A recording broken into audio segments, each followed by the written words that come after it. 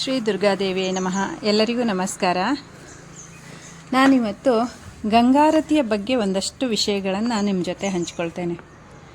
ಜಗತ್ಪ್ರಸಿದ್ಧವಾದ ಗಂಗಾರತಿ ಜೀವನದಲ್ಲಿ ಒಮ್ಮೆ ಆದರೂ ನೋಡಲೇಬೇಕು. ಗಂಗಾ ನದಿಯ ದಡದಲ್ಲಿರುವ ಘಾಟ್ಗಳಲ್ಲಿ ನಡೆಯುವ ಈ ಗಂಗಾರತಿ ಬೆಳಿಗ್ಗೆ ಮತ್ತು ಸಂಜೆ 2 ಹೊತ್ತು ನಡೀತದಂತೆ. ಆದರೆ ನಾವು ಸಂಜೆ ಹೊತ್ತಿನ ಗಂಗಾರತಿಗೆ ಹೋಗಿದ್ದೇವೆ.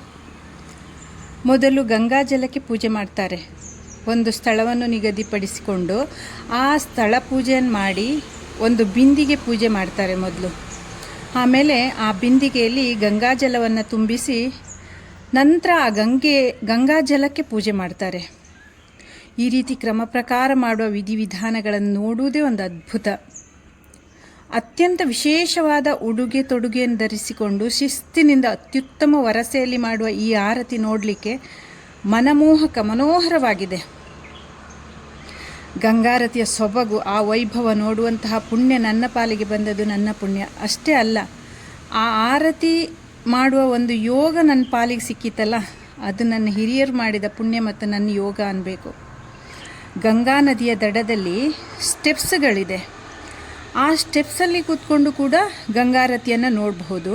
ಮತ್ತು ಗಂಗಾ ನದಿಯಲ್ಲಿ ಬೋಟ್ಗಳಲ್ಲಿ ಮತ್ತು ದೋಣಿಯಲ್ಲಿ ಕೂತ್ಕೊಂಡು ಕೂಡ ಗಂಗಾರತಿಯನ್ನು ನೋಡ್ಬೋದು.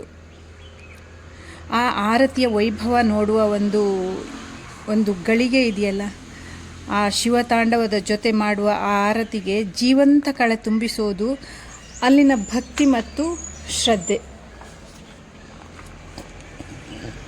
ಹಿಂದೂ ಧರ್ಮದ ಬಗ್ಗೆ, ಕಾಶಿ ಕ್ಷೇತ್ರದ ಬಗ್ಗೆ, ಗಂಗಾ ಮಾತೆಯ ಬಗ್ಗೆ ಎಲ್ಲವನ್ನು ವಿವರಿಸ್ತಾ ಆ ಆರತಿ ಮಾಡ್ತಾರಲ್ಲ, ಅದೊಂದು ನೋಡುವಾಗ ಮೈ ರೋಮಾಂಚನ ಆಗ್ತದೆ, ಮನಸ್ಸಿಗೆ ಉಲ್ಲಾಸ ಆಗ್ತದೆ, ಆತ್ಮಾನಂದ ಕೊಡ್ತದೆ. ನೀವು ಕಾಶಿಗೆ ಹೋದರೆ ಈ ಗಂಗಾರತಿಯನ್ನು ನೋಡದೆ ಬರಬೇಡಿ.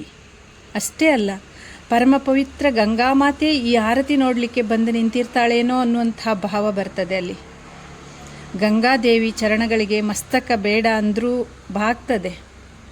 ಅವಳ ಮಹಿಮೆ ಇಂದಿಗೂ ಈ ಗಂಗಾರತಿಯ ಮೂಲಕ ಜೀವಂತ ಇದೆ ಅನ್ನುವ ಹಾಗಾಗ್ತದೆ.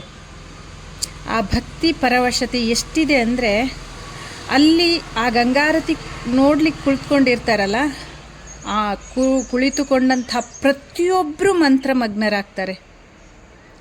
ತುಂಬ ತುಂಬ ಪವರ್ಫುಲ್. ಇಷ್ಟು ಮಾತ್ರ ಹೇಳ್ಬೋದು, ಈ ಒಂದು ಗಂಗಾರತಿ ತುಂಬ ಪವರ್ಫುಲ್ ಅಂತ ಹೇಳ್ಬೋದು. ನಾನಂತೂ ತುಂಬ ಸಂತೋಷಪಟ್ಟೆ, ಸಂತೋಷದಿಂದ ತೇಲಾಡಿದೆ. ಗಂಗಾದೇವಿಯನ್ನು ಕಣ್ಣಾರೆ ಕಂಡಷ್ಟು ಖುಷಿಪಟ್ಟೆ. ನೀವು ಕೂಡ ಒಮ್ಮೆ ಗಂಗಾರತಿಯನ್ನು ನೋಡಿ, ಗಂಗಾರತಿಯ ಆ ಒಂದು ಸವಿಯನ್ನು, ಆ ಒಂದು ಮಹಿಮೆಯನ್ನು ನೀವು ಅನುಭವಿಸಿ ನೋಡಿ. ಜೀವನ ಮತ್ತು ಜೀವ ಇದರ ನಡುವೆ ಇರುವ ಸಂಬಂಧ ತಿಳಿಬೇಕು ಅಂತ ಹೇಳಿದರೆ ನಾವು ಕಾಶಿಗೆ ಹೋಗಬೇಕು.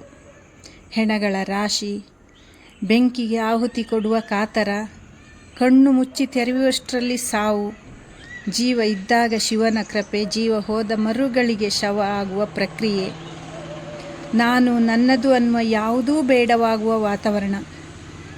ಅಬ್ಬಾ, ಕಾಶಿಗೆ ಕಾಶಿಯೇ ಸಾಟಿ. ಗಂಗಾ ಮಾತೆಯ ಮಡಿಲಲ್ಲಿ ಮಲಗಿ ಶಾಶ್ವತ ನಿದ್ರೆಗೆ ಜಾರುವ ಕಾತರದ ಜೀವಗಳು. ಎಲ್ಲಿ ನೋಡಿದರೂ ಇಂಥವರೇ ಸಿಗ್ತಾರೆ. ತುಂಬ ಜನ ಇದ್ದಾರೆ ಅಂಥವರಲ್ಲಿ. ಗಂಗಾ ಮಾತೆಯ ಮಡಿಲು, ಕಾಶಿ ವಿಶ್ವನಾಥನ ಸನ್ನಿಧಿಯಲ್ಲಿ ವಿಶೇಷವಾದ ಅನುಭವ, ಜೊತೆಗೆ ವಿಶೇಷತೆಗಳು ಕೂಡ ತುಂಬ ಇದೆ ಅಲ್ಲಿ. ಎಲ್ಲ ಅನುಭವ ಈ ಕಾಶಿ ಮತ್ತು ಗಂಗಾ ಮಾತೆಯ ಒಂದು ಮಡಿಲಲ್ಲಿದೆ ಅಂತ ಅನ್ನಿಸ್ತದೆ. ಈ ಒಂದು ವಿಶೇಷಗಳನ್ನು, ವೈಶಿಷ್ಟ್ಯತೆಗಳನ್ನು, ಇಲ್ಲಿಯ ಒಂದು ಎಲ್ಲ ವಿಷಯಗಳನ್ನು ತೆರೆದಿಡಲಿಕ್ಕೆ ಮೋಸ್ಟ್ಲಿ ಯಾರಿಂದಲೂ ಸಾಧ್ಯ ಇಲ್ಲ. ಆದರೂ ಕೂಡ ಈ ಒಂದು ಘಾಟ್ಗಳಲ್ಲಿ ನಾನು ಕಂಡಂತಹ ಕೆಲವೊಂದು ಘಾಟ್ ಅಂತ ಹೇಳಿದರೆ, ನಿಮಗೆ ಹೇಳಿದೆ ಮೊದಲೇ ನಾನು, ಸತ್ಯಹರಿಶ್ಚಂದ್ರ ಘಾಟ್ ಮತ್ತು ಮತ್ತೊಂದು ಘಾಟ್ ಇದೆ. ಅಲ್ಲಿ ಯಾವಾಗ ನೋಡಿದರೂ ಹೆಣ ಸುಡ್ತಾನೆ ಇರ್ತಾರೆ. ಆ ಹೆಣಗಳ ರಾಶಿ, ಅಲ್ಲಿ ತಾನು ಮೊದಲು ಅನ್ನುವಂತಹ ಒಂದು ಗಡಿಬಿಡಿಯ ಜೀವನ. ಯಪ್ಪ, ಅದನ್ನೆಲ್ಲ ನೋಡುವಾಗ ಕಾಶಿಯ ವೈಭವ ಜೊತೆಗೆ ಜೀವನ್ ಮರಣಗಳ ಒಂದು ಲೀಲೆ ಇವೆಲ್ಲವೂ ಅಲ್ಲಿಯೇ ಇದೆ ಅಂತ ಅನ್ನಿಸ್ತದೆ. ಈ ಒಂದು ಸ್ಥಳ ಮೊದಲು ತುಂಬ ಒಂದು ಕೊಳಕು ಪ್ರದೇಶ ಆಗಿತ್ತು, ಕೊಳಕು ರೀತಿ ಇತ್ತು ಅಂತ ಎಲ್ಲರೂ ಹೇಳ್ತಾ ಇದ್ದರು. ಆದರೆ ಈಗ ನಮ್ಮ ಮೋದಿಜಿಯ ಒಂದು ನೆರವಿನಿಂದ, ಮೋದಿಜಿಯ ಒಂದು ಕೃಪೆಯಿಂದ ಅಲ್ಲಿಯ ವಾತಾವರಣ ತುಂಬ ಚೆನ್ನಾಗಾಗಿದೆ. ಅದನ್ನು ತುಂಬ ಖುಷಿಯಲ್ಲಿ ಹೇಳ್ಕೊಳ್ಬಹುದು. ಲಕ್ಷೋಪಾದಿಯಲ್ಲಿ ಜನ ಬರ್ತಾರೆ ಅಲ್ಲಿಗೆ. ಅಷ್ಟೊಂದು ಜನ ಬರುವಾಗ ಆ ಒಂದು ಜಾಗವನ್ನು ಅಷ್ಟು ಚೆನ್ನಾಗಿ ಇಟ್ಕೊಂಡಿದ್ದಾರೆ ಅಂತ ಹೇಳಿದರೆ ಅದು ಒಂದು ಗ್ರೇಟ್ ಅಂತಲೇ ಹೇಳಬೇಕು. ತುಂಬ ಚೆನ್ನಾಗಿದೆ. ನೀವು ಒಂದು ಸರಿ ಜೀವನದಲ್ಲಿ ಹೋಗಿ ಬನ್ನಿ, ಕಾಶಿಯ ಯಾತ್ರೆ ಮಾಡಿ ಬನ್ನಿ. ಒಳ್ಳೆಯದಾಗಲಿ. ನಮಸ್ಕಾರ.